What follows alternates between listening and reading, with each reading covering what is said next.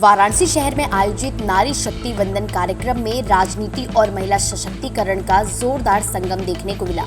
कार्यक्रम में पहुंचे उत्तर प्रदेश के डिप्टी सीएम ब्रजेश पाठक और पूर्व केंद्रीय मंत्री स्मृति ईरानी ने महिलाओं की भागीदारी और अधिकारों को लेकर बड़ा संदेश दिया। सांस्कृतिक संकुल सभागार में आयोजित इस कार्यक्रम की शुरुआत हर हर महादेव के उद्घोष और वंदे मातरम के गायन के साथ हुई। कार्यक्रम में नारी शक्ति वंदन अधिनियम के तहत राजनीति, शिक्षा और रोजगार में महिलाओं की 33% भागीदारी सुनिश्चित करने पर जोर दिया गया।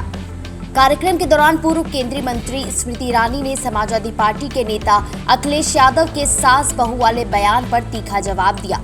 उन्होंने कहा कि विरासत की राजनीति करने वाले कामकाजी महिलाओं पर टिप्पणी कर रहे हैं। स्मृति ईरानी ने चुनौती देते हुए कहा कि अगर उनमें दम है तो अपने पैतृक गढ़ कन्नौज को छोड़कर गोरखपुर से चुनाव लड़कर दिखाए। उन्होंने यह भी कहा कि उन्होंने खुद कांग्रेस अध्यक्ष को उनके गढ़ अमेठी में हराया है। देखिए, बहुत आसान है पैतृक सीट से चुनाव लड़ना। मुझ जैसी औरत ने जो कामकाजी है किसी और के गढ़ में जाकर परचम गाड़ा है और कांग्रेस के राष्ट्रीय अध्यक्ष को हराया है। तो अगर इतना ही दमखम रखते हैं तो पैतृक सीट छोड़ के गोरखपुर से लड़के दिखाएं। तो आसान होता है कामकाजी महिला पर टिप्पणी करना, और वो जिन्होंने कभी खुद कोई नौकरी ना की हो। लेकिन आप, हम जैसे लोग जो मीडिया से मुखातिब हैं, काम करते हैं, हम भी टैक्स भरते हैं। इसलिए नहीं कि सदन में सास बहू की बातें हों, सांसद जाकर वहाँ संसदीय कार्रवाई पर अपना ध्यान केंद्रित रखें। लेकिन ये भी मुझे इस बात की खुशी है कि उत्तर प्रदेश में उनका विपक्ष में रहना सुनिश्चित है, क्योंकि जो यूपी की राजनीति करता है उसको पता है गांव-गांव, पात-पात घूमते घूमते इतना वक्त बीत जाता है कि सीरियल देखने का एक गंभीर राजनेता के पास टाइम नहीं होता। स्मृति ईरानी ने अखिलेश यादव पर निशाना साधते हुए आगे कहा कि संसद जैसे महत्वपूर्ण मंच पर सास बहू जैसे मुद्दे उठाना गंभीर राजनीति नहीं है। उन्होंने सलाह दी कि वे सीरियल छोड़कर संसद के काम पर ध्यान दें और महिला आरक्षण बिल का समर्थन करें। कार्यक्रम में महिलाओं को आत्मनिर्भर बनाने और निर्णय प्रक्रिया में उनकी भागीदारी बढ़ाने पर जोर दिया गया।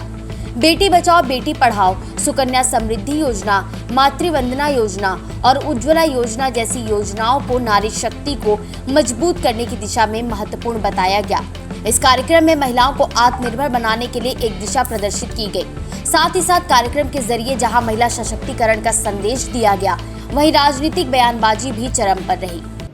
अखिलेश जी के साथ साथ विपक्ष का हर नेता जिसकी एक संसदीय यात्रा रही है, वो जानता है कि संविधान धर्म के आधार पर आरक्षण स्वीकार नहीं करता, संविधान उसकी अनुमति नहीं देता।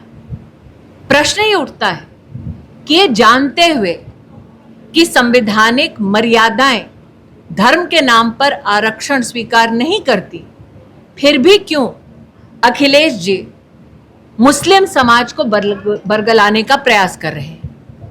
अगर वाकई में अखिलेश जी का समर्पण और उनका दृष्टिकोण मुस्लिम बहनों के उत्थान के प्रति सजग होता, ट्रांसपेरेंट होता, तो ट्रिपल तलाक के मामले में वो मुस्लिम बहनों के विरोध में खड़े नजर नहीं आते। इसलिए अपनी निजी राजनीति के लिए, हेडलाइन चेजिंग के लिए कल उन्होंने जो रुख अपनाया, साफ है कि वो एक वोट बैंक को जानबूझकर बरगला रहे हैं, जानते हुए कि धर्म आधारित आरक्षण संविधान स्वीकारेगा नहीं।